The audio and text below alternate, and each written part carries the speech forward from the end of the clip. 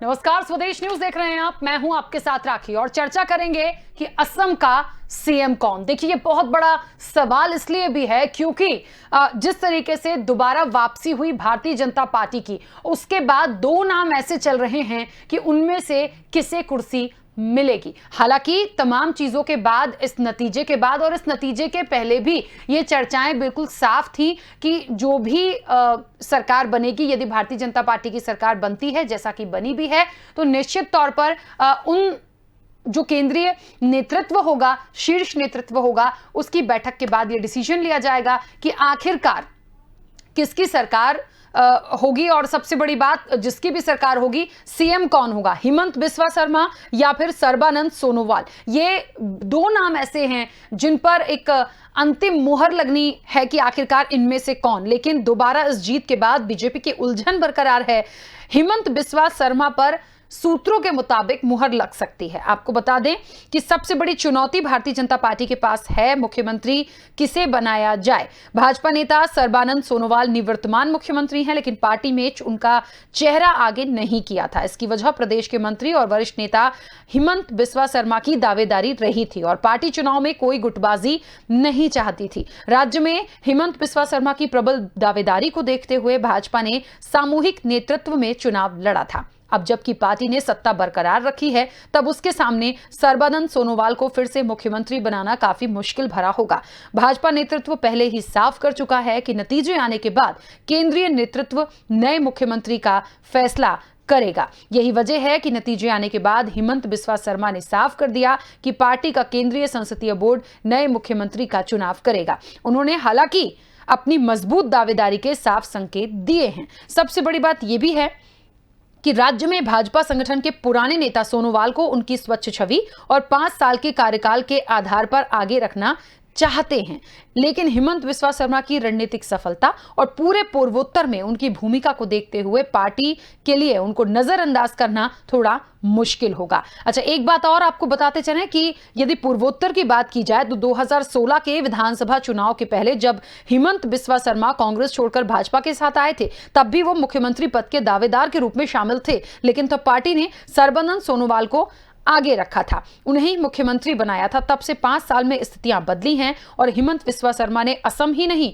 समूचे पूर्वोत्तर में अपनी रणनीति से भाजपा को कई राज्यों में सफलताएं दिलाई हैं। अब यही वजह है कि हिमंत बिस्वा शर्मा इस बार खुद मुख्यमंत्री बनना चाहते हैं। तो बात वही है कि आखिरकार उलझन भारतीय जनता पार्टी की बरकरार है।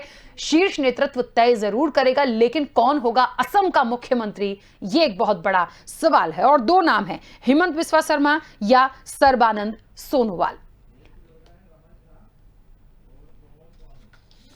चलिए, और इस पर हम अपनी चर्चा को आगे बढ़ाएंगे। हमारे साथ दो मेहमान जुड़े हुए हैं। सबसे पहले आपका परिचय करा देते हैं। असम से प्रमोद स्वामी हैं, भारतीय जनता पार्टी का पक्ष रखने के लिए, और कांग्रेस का पक्ष रखने के लिए रमन झा जी भी हमारे साथ जुड़े हैं। आप दोनों मेहमानों का सबसे पहले तो बहुत स्वागत।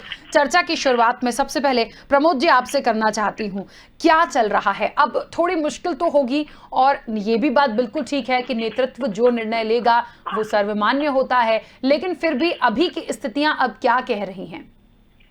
हाँ, सबसे पहले तो मैं आपके चैनल के माध्यम से समस्त असमवासियों को धन्यवाद देना चाहूंगा कि उन्होंने आज भारी बहुमत से हमें जिताया और हमारी पार्टी के ऊपर आस्था व्यक्त की। अब जहां तक मुख्यमंत्री का प्रश्न है, आपको पता है कि हमने मुख्यमंत्री का चेहरा सामने रख करके यह चुनाव नहीं लड़ा था, तो अटकलें लगना स्वाभाविक है। लेकिन कौन मुख्यमंत्री होगा, इसका निर्णय जो है भारतीय जनता पार्टी का पार्लियामेंट्री बोर्ड तय करेगा।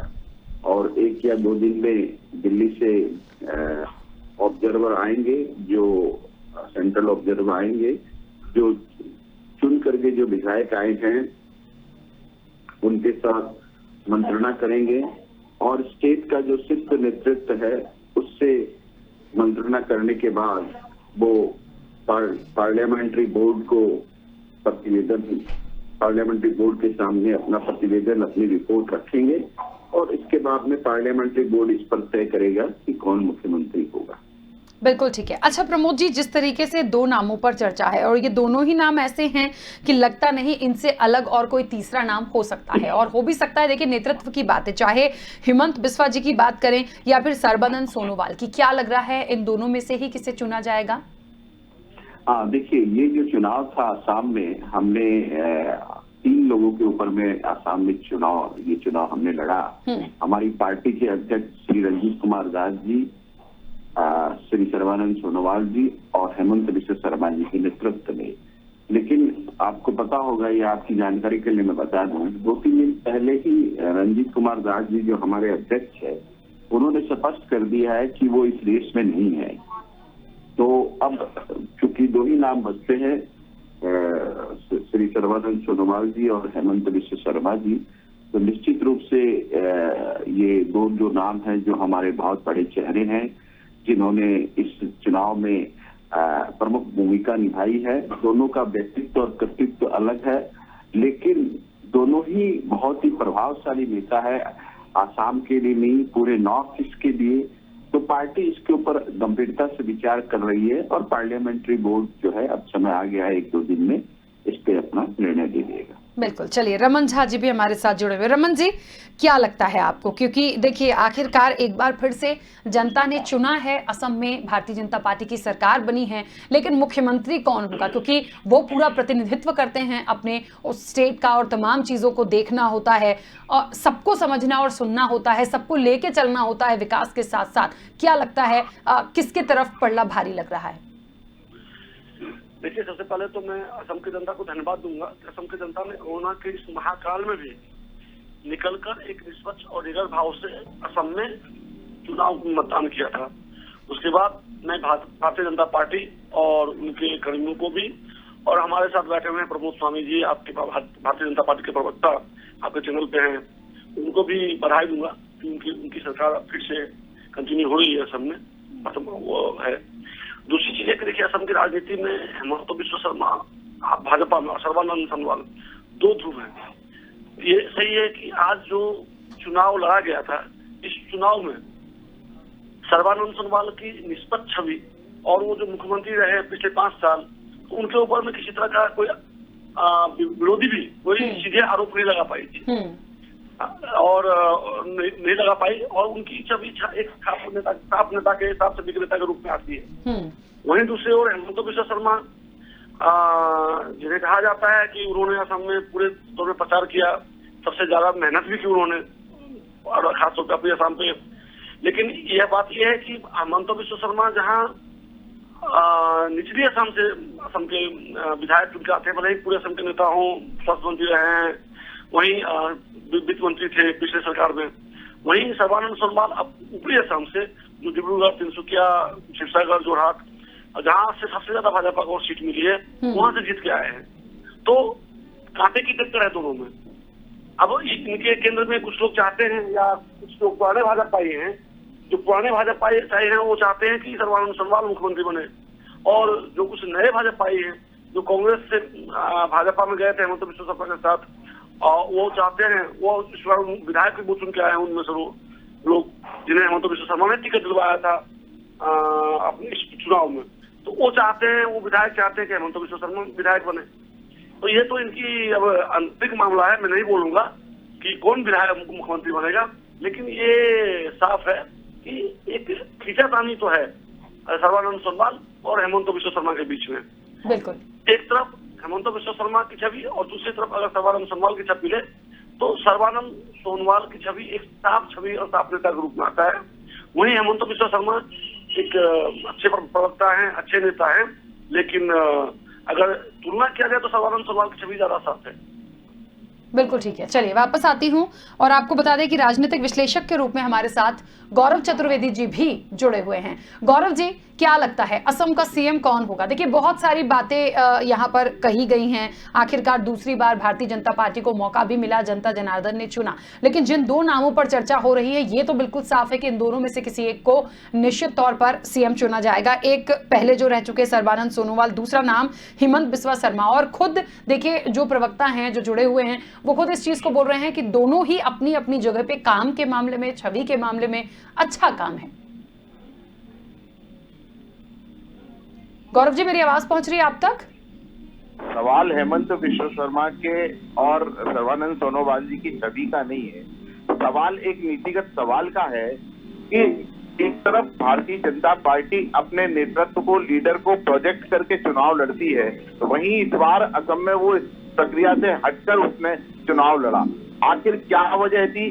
क्या सर्बानंद सोनोवाल बेहतर तरीके से काम नहीं कर पाए थे? क्या सर्बानंद सोनोवाल की पार्टी में छवि गिर गई थी, आम जनता के बीच में छवि गिर गई थी? क्या सर्बानंद सोनोवाल की पार्टी में सर्व स्वीकार्यता समाप्त हो चुकी थी?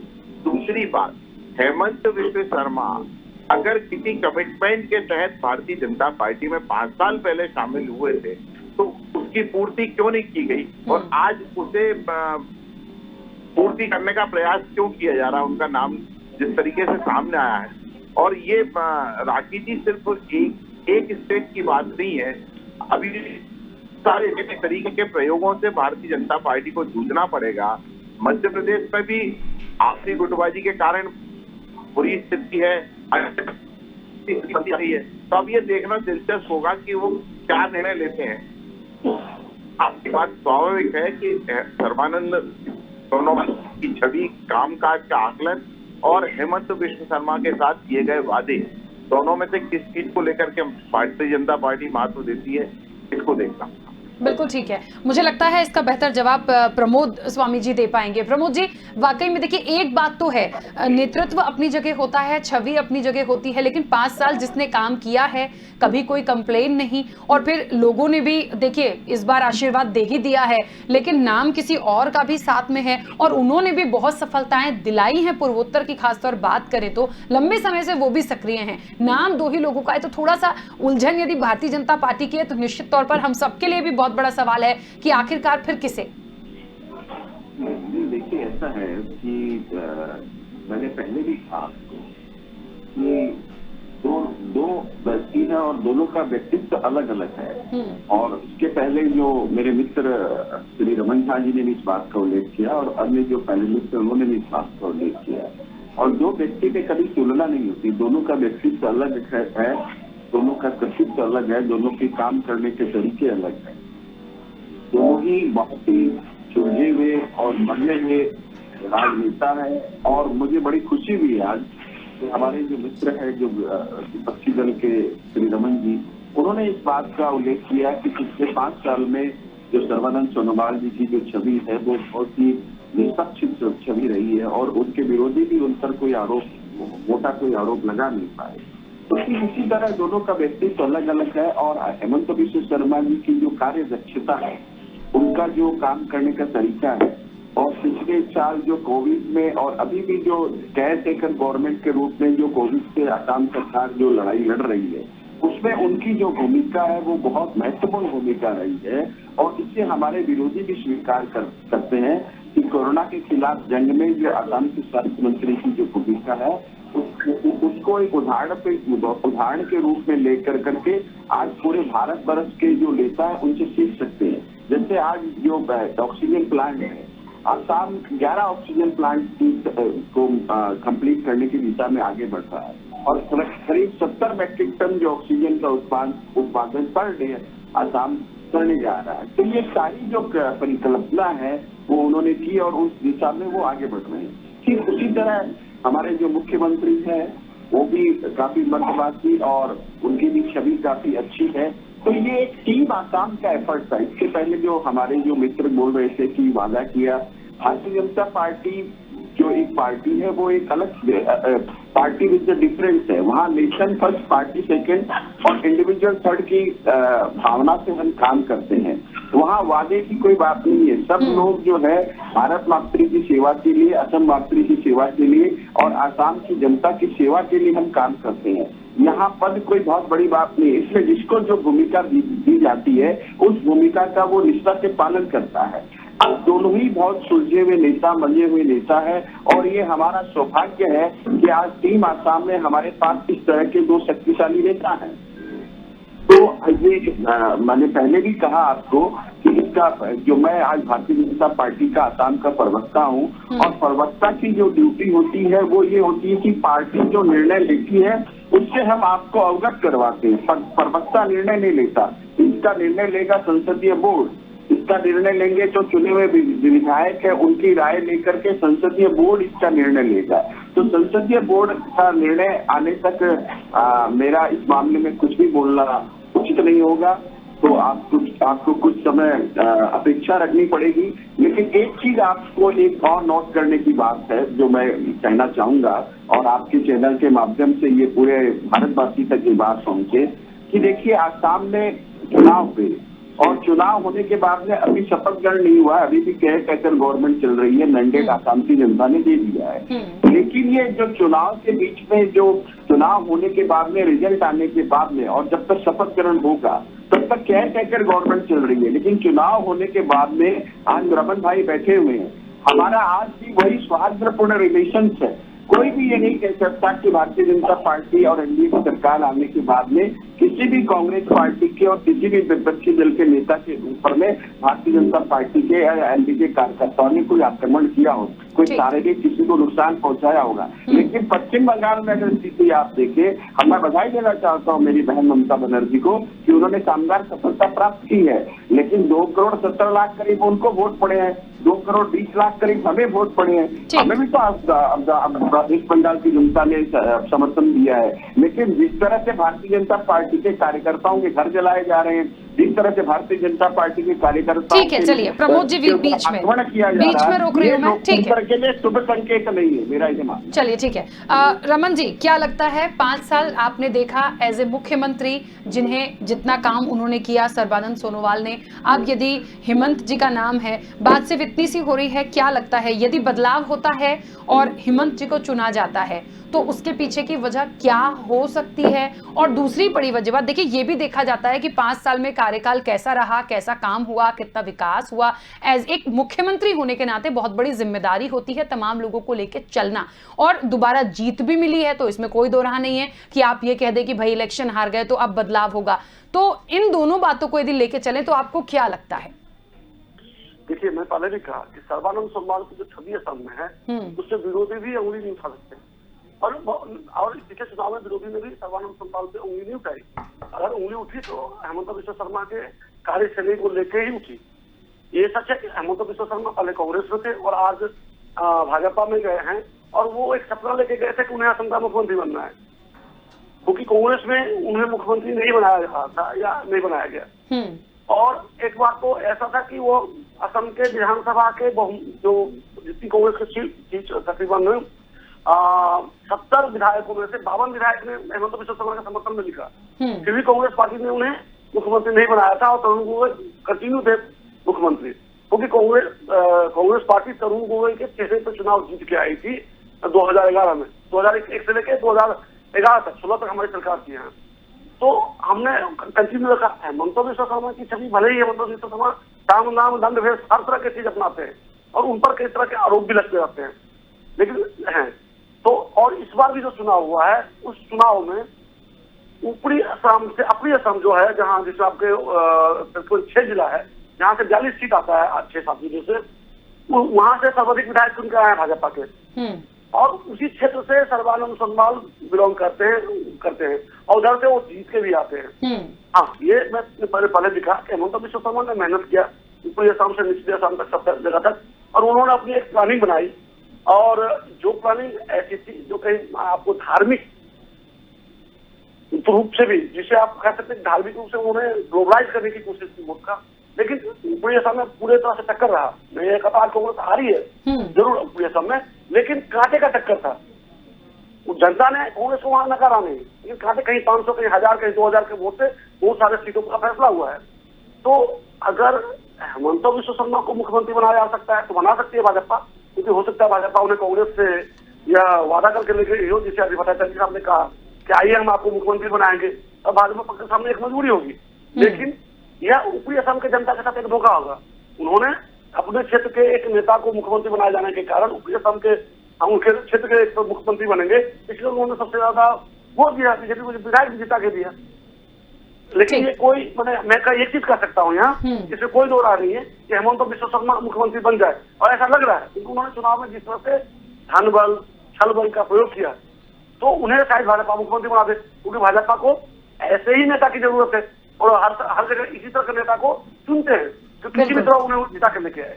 चलिए ठीक है, गौरव जी क्या लगता है आपको? देखिए सवाल क्योंकि दो ही नामों पर है और स्पष्ट भी है कि इन दोनों में से कोई एक होगा, लेकिन सुई वहीं आके अटक रही है कि जिसने पहले अच्छा काम किया है उसको रिपीट क्यों नहीं? और यदि दूसरे का नाम है, क्योंकि हेमंत बिस्वा जी ने बहुत साफ तौर पर ये संकेत दिए हैं, मजबूत उनको ऐसा लग रहा है कि दावेदारी उन्होंने ठोकी है, उनको लग भी रहा है कि ऐसा उनको मौका मिल सकता है और लगातार उन्होंने कई अच्छे काम वहां किए भी हैं पहले भी। तो सवाल वही है कि जो पहले थे उन्हें दोबारा क्यों नहीं और इन्हें मौका क्यों? हालांकि रमन जी भी कह रहे हैं कि जिस तरह से नेता की एक जरूरत है बीजेपी को, वो अच्छा कर पाई। देखिए राखी जी, कई बार समय काल परिस्थिति को देख करके निर्णय लिए जाते हैं और इस बार चूंकि कोई नेता उन्होंने चुना नहीं है, नेतृत्व को सामने रखकर चुनाव नहीं लड़ा है, तो ऐसी परिस्थिति में किसी को भी मुख्यमंत्री बनाए ये भाजपा तय कर सकती, संसदीय बोर्ड।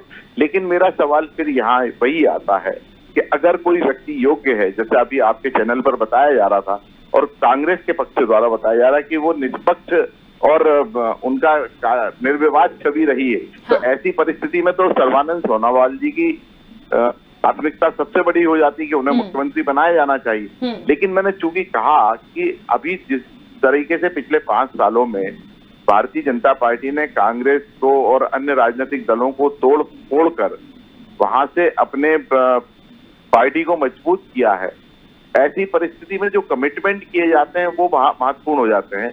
अगर हम मध्य प्रदेश की बात करें तो मध्य प्रदेश में भी बहुत लंबे समय से राजनीतिक कलह सामने आता जा रहा है और ऐसी परिस्थिति में जो भी यहाँ पर नेतृत्व परिवर्तन की बात होगी तो उसमें सिंधिया को भी उन्हें ध्यान में रखकर बात करना होगी, क्योंकि ये कमिटमेंट वाली बात है। राजनीति में एक समझौता होता है, जब षड्यंत्र होते हैं तो समझौते होते हैं और उन समझौता का पालन करना बहुत महत्वपूर्ण हो जाता है। बिल्कुल ठीक बात है, वाकई में। और बड़ा सवाल भी है कि आखिर कौन होगा। नाम 2 ही हैं। चलिए, समय की सीमा है क्योंकि आप सभी मेहमानों का बहुत शुक्रिया इस चर्चा में शामिल होने के लिए। तो कौन होगा असम का सीएम? देखिए, एक बात तो सबसे बड़ी बहुत क्लियर हो गई है, ये दोनों ही प्रवक्ताओं ने भी कहा, राजनीतिक विश्लेषक ने भी उस बात को सुनकर यही प्रतिक्रिया दी कि यदि सर्बानंद सोनोवाल का 5 साल का कार्यकाल अच्छा रहा, दोबारा भारतीय जनता पार्टी की सरकार भी बन गई, छवि के भी अच्छे हैं, तो फिर उनको सीएम बनाने में कोई दिक्कत नहीं होनी चाहिए। दूसरी सबसे बड़ी बात, यदि आप कमिटमेंट पर प्रॉमिस करके किसी को लाए हैं और उसने भी लगातार बहुत अच्छा काम किया है, तो आप वहां पर थोड़ा बंधा हुआ भारतीय जनता पार्टी महसूस कर सकती है। ये बात इसलिए कह रहे हैं